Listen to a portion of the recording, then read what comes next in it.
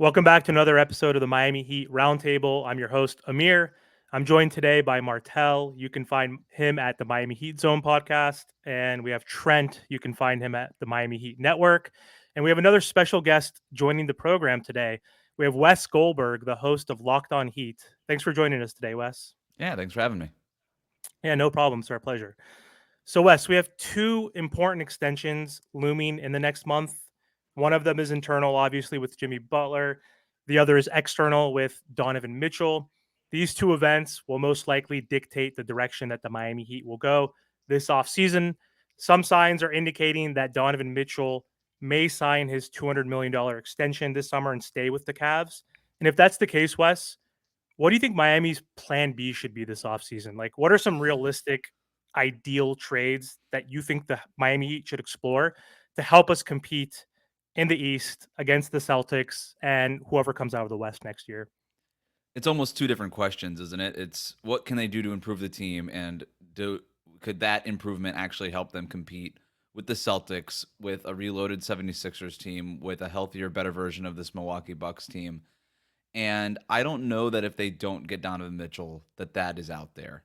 I just don't know that option is out there. We could talk about Trey Young scenarios, whoever else it might be, but first of all, I have my doubts that Atlanta would ever trade Trey Young into the division, and that's just beyond before you even get to the point of whether or not Trey Young is that guy who could put them over the top, right? So there's a lot of different layers to that, and I just don't know what star is going to get moved that the Heat could realistically get. Paul George is not an option for them, right? He's going to either be a free agent or he's going to opt in. And if he's a free agent, the Heat don't have the cap space to sign him, and they can't negotiate a sign and trade because of how close they are to the second apron.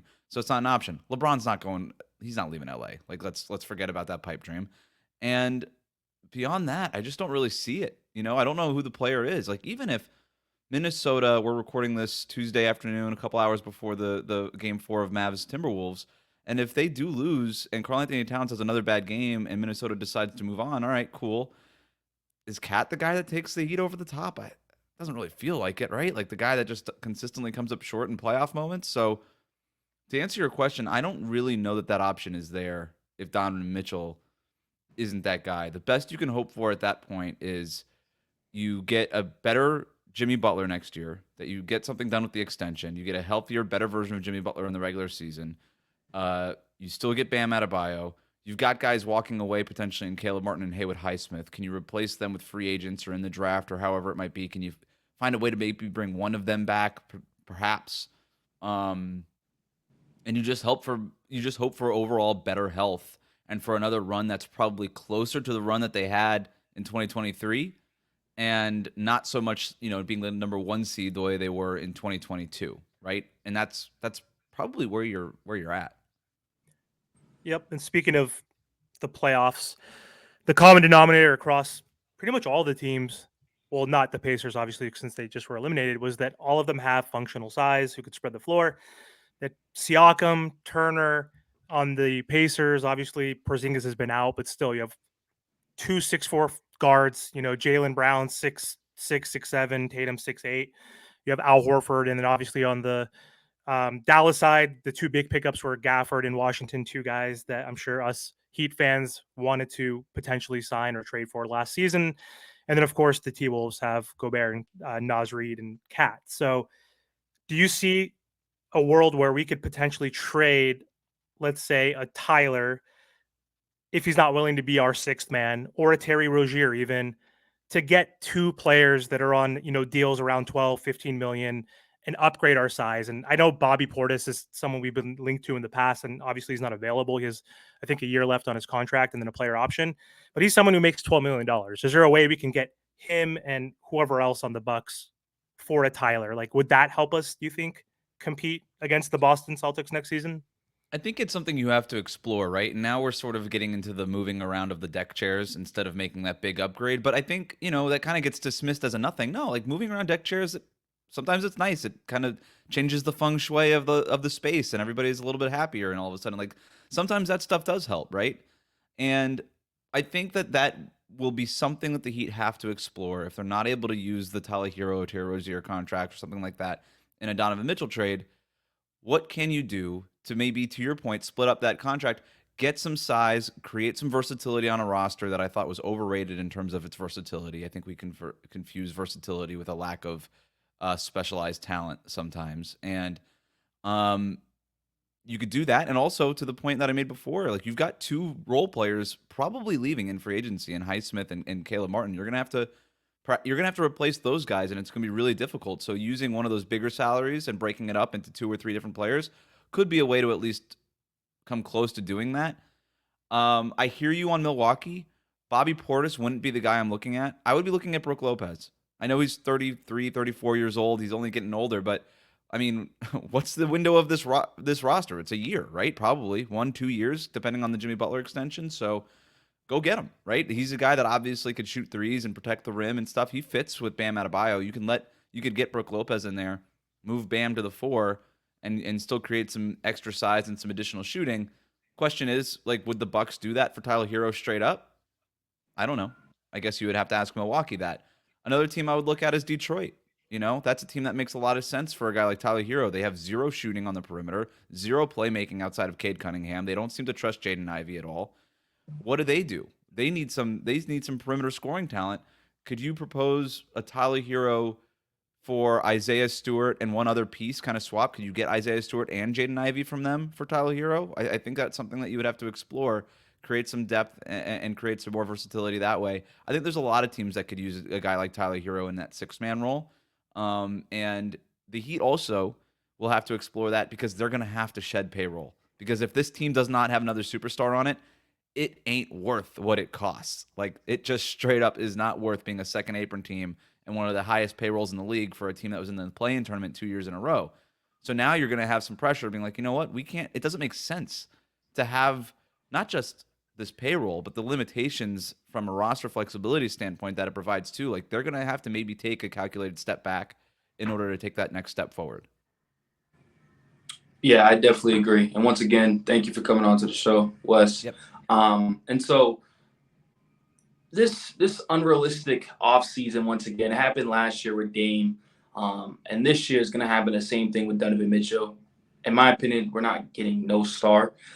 So my question to you mainly is, with the draft coming up around the corner, and you brought up recently of Haywood Highsmith and Caleb Martin, so it's going to be a two-parter.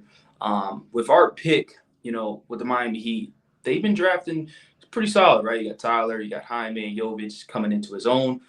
So I'm looking at this pick, and I don't think we trade it unless it's part of the deal. But I don't think they can only trade it during the draft night, I believe. So like, is there some draft targets if you haven't paid attention to the draft for the Miami Heat that makes sense? I know Isaiah Collier has been brought up. A lot of people keep saying Zach Edey. I don't think that's a good fit for us. But just any targets that make sense that can improve this team because Jaime came out his first season and helped this team right away. So do you see that? And, especially with people saying this draft is one of the weakness. I personally don't think that. I think you're going to get some players that are going to shock a lot of people. But, yeah, so just any, draft targets that's going to be coming that makes sense for the Miami Heat. Yeah, look, I think the draft is weak when it comes to star talent and upside, but I think there's a lot of really helpful role players in this draft, which is what the Heat need. Like, you're not expecting to draft a superstar at number 15, but if you can draft your next Jaime or your next Nico, then that's a really good outcome with the 15th pick. And the 15th pick is usually a pretty good pick. So I am just sort of now carving into our draft prep. We do like a Blue Notebook series on Locked On Heat. We just did our first episode last week. We're starting, that was on big men. We're doing our guards this week. So I just this afternoon started kind of getting into the scouting reports and the film and stuff. But I do look at some people as like, I look at somebody like a Tristan Da Silva, senior in Colorado, not a ton of upside there, but could probably walk in and give you 8 to 10 minutes a game off the bench as a rookie. Maybe that's something there. If Devin Carter is starting to rise up draft boards, but he's a guy who, if he does fall to 15, makes some sense as a plug-and-play guard who can defend on the perimeter, handle the ball a little bit, shoot open threes. Jacoby Walter out of Baylor, knockdown three-point shooter. Jared McCain, knockdown three-point shooter. Like, when you're looking for somebody who can make an impact for a Heat team that I think is probably going to want this player to make an impact. There's something to be said about going with the upside pick at 15. I think they're going to want this player to make an impact because they're going to have to backfill a lot of this depth that's going out. So you're looking for a discernible, translatable skill from college to the NBA. Maybe it's just 3-point shooting, and that's a very valuable skill in today's NBA. Maybe it's size, and maybe they do look seriously at somebody like Zach Edey. Maybe they do look at somebody like Eve Missy out of Baylor or a Khalil Ware out of Indiana, who I think both of those guys are a little bit more projects, but are at least are providing size right away. That to me is sort of what you're looking at, like a Kaishan George out of Miami. You know that they've scouted him since he's here. Also a knockdown shooter, provides some length on the perimeter. These are the guys, if you look at their track record, they have looked for length. I have asked Pat Riley about this. Like, what are they looking for in the draft? They say length, athleticism, two-way ability. That's essentially what they're looking for. They're not looking for smallish players anymore. They look for size, functional size, because they know that that's the best way to add it is through the draft, because two-way wings with size rarely hit free agency. And I think that's what you're going to see them do is look for that two-way size. But I also think that they could seriously look at a center in this draft. Maybe not necessarily to pair with Bam Adebayo, but to kind of solve that backup center problem that's been an issue for them over the last few years. And considering that Kevin Love isn't getting any younger, they can maybe look to find a project there too. I love it. And this is kind of the two-parter to it. You know, you keep bringing up Caleb Martin. He's going to be gone, and we appreciate everything he has done for us, of course. We just can't afford him, and we knew that after we brought in Terry Rozier. His contract is too big, right? But with Haywood Highsmith, right? But potentially losing these two guys. And I think Haywood's most likely going to be gone too, just because in the league, you brought it up, they look at players that are lengthy, 3-and-D players. And, you know, in the season, he's shown that he can shoot. In the playoffs, it kind of, you know, went down a little bit. But with those two players gone, do you think we're going to go internal, like a Jamal Cain, a Lonzo Williams, our draft pick to replace these two pieces? Or you think we're going to go mainly in free agency trying to replace them with these are top of my head. I don't think it will happen, but maybe like a Robert Covington or something like sort of that type of player. Because losing Caleb's obviously going to be huge, but Haywood Highsmith defensively is going to be a huge loss too. So like, where do you think we go with that or replacing those two players? All of the above, right? It has to be all of the above. They're going to look seriously at their internal stuff, whether it's Jamal Cain, Cole Swider, Alondas Williams. Like, these are guys with size that they could bring up.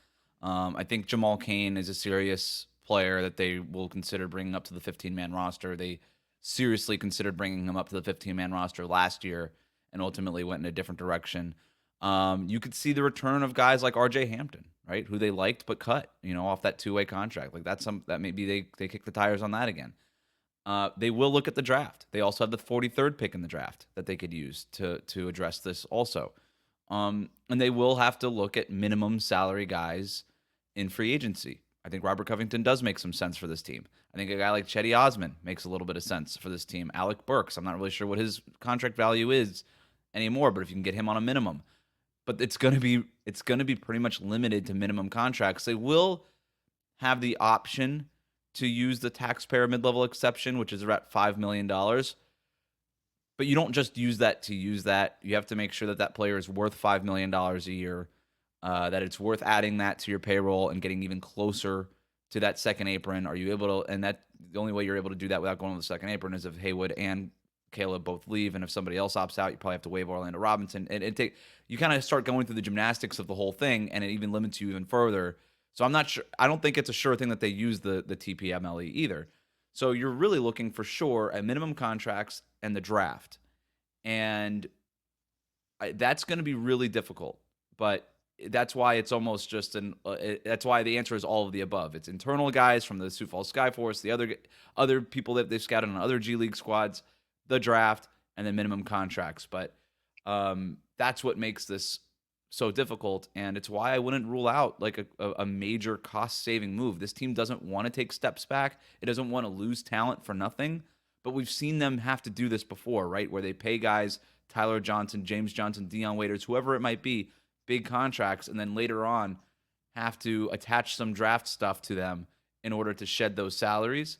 Maybe it doesn't have to get to the point of attaching draft picks, because all these players that we're talking about on bigger contracts are much better players than guys like Hassan Whiteside and Tyler Johnson were when they were trying to get rid of him. But they could do it, right? They've done it before. They just don't like to do it.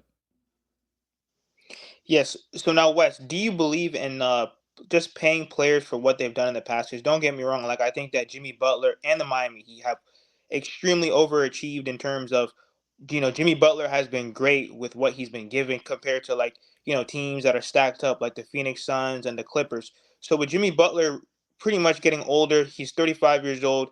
You really can't necessarily count on him to play 60 to 65 games. And then also too, he kind of obviously, load manages and doesn't really try in some games. So do you believe in giving Jimmy Butler this max deal when we already technically gave, we gave him $150 million? We brought Kyle Lowry. We've done a lot and went over for him. And he's also doing things that Bron and D Wade didn't get to do.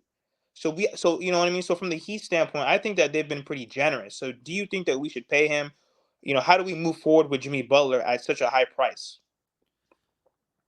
I think I understand it from both sides. Like if you're Jimmy Butler, you walk into Pat Riley's front office and you want the 2 years, $113 million, which essentially is 1 year extra added on at $50+ million a year.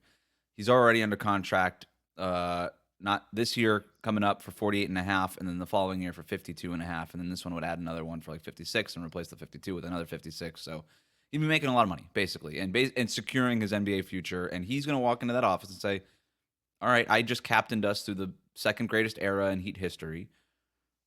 And if you don't pay me, Philadelphia will. So what are you going to do about it? And he's going to have a point. And the Heat are going to say, well, you played 60 games last year. You really only showed up for maybe 40 of them. And then you were injured in the playoffs because we were in the play-in tournament, in part because of your lack of availability. And they'll also have a point.